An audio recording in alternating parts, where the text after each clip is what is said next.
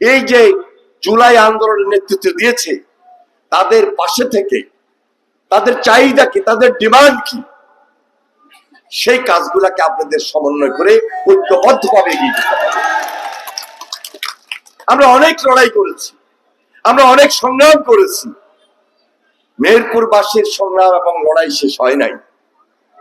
সেদিন শেষ হবে যেদিন এই এলাকার মানুষ ওই যে তারেক রহমানের নতুন আন্দোলন, নতুন বাংলাদেশ গড়ার যে সুন্দর একটা স্বপ্ন বাস্তবায়ন করার মাধ্যমে আপনাদের দ্বার প্রান্তে পৌঁছে দিতে পারবে, যে দাবিগুলো আজকে আপনাদের বক্তব্যে আপনারা তুলে ধরেছিলেন।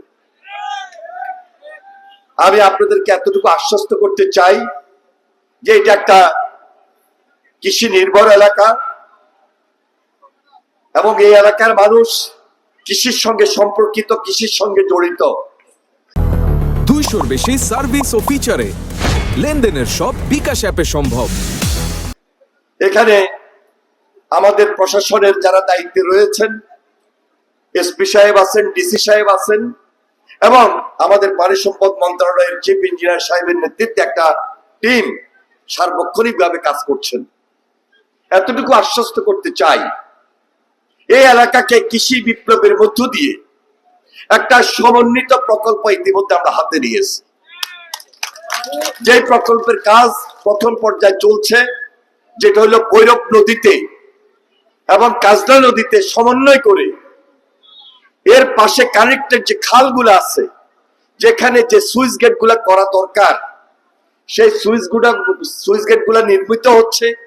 আরেকদিকে খাল খননের যে প্রক্রিয়াটা হাতে নেওয়া দরকার, সেটাও আমরা চলমান রাখবো ইনশাল্লাহ।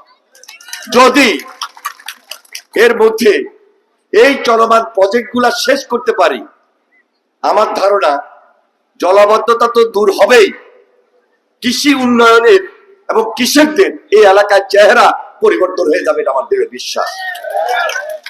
যে লক্ষ্যে তারেক রহমান সাহেব নতুন কর্মসূচি হাতে নিয়েছেন খাল খনন। এই খাল খনন কর্মসূচি ইতিমধ্যে আমরা 54টা জেলায় আমরা প্রকল্প শুরু করেছি। আপনাদের এখানেও আমাদের কাজ চলমান রয়েছে। আরো যদি কোনো উন্নয়নমূলক কাজ এর পাশাপাশি, যেগুলো আমাদের জেলা পরিষদের প্রশাসক মিল্টন, আমাদের ছোট ভাই, সে আমাকে অনুরোধ করেছেন, মাসুদ অরুণ সাহেব বক্তব্যে বলেছেন, এবং আমাদের আরো যে সাবেক দুইজন নেতা, একজন হলো বর্তমান বিএনপি সেক্রেটারি, আরেকজন হলো আমজাদ হোসেন সাহেব, আমি তাদেরকে বলবো যে আপনারা আমাকে অবহিত করেছেন, আমি ইনশাল্লাহ মাননীয় প্রধানমন্ত্রীর কাছে এগুলো পৌঁছে দেব এবং আমাদের এই মেহেরপুর এলাকার জন্য আমরা যেন একটা বিশেষ উদ্যোগ নিতে পারি, ব্যবস্থা নিতে পারি, সেই দায়িত্বটুকু আমরা গ্রহণ করবো আপনাদেরকে পাশে নিয়ে। তবে আপনাদের প্রতি অনুরোধ, মিলে মিশে সবাইকে একত্রিত করে এই এলাকার মানুষের পাশে থাকবেন, মানুষের পাশে থেকে আপনাদের কাজগুলোকে অব্যাহত রাখবেন।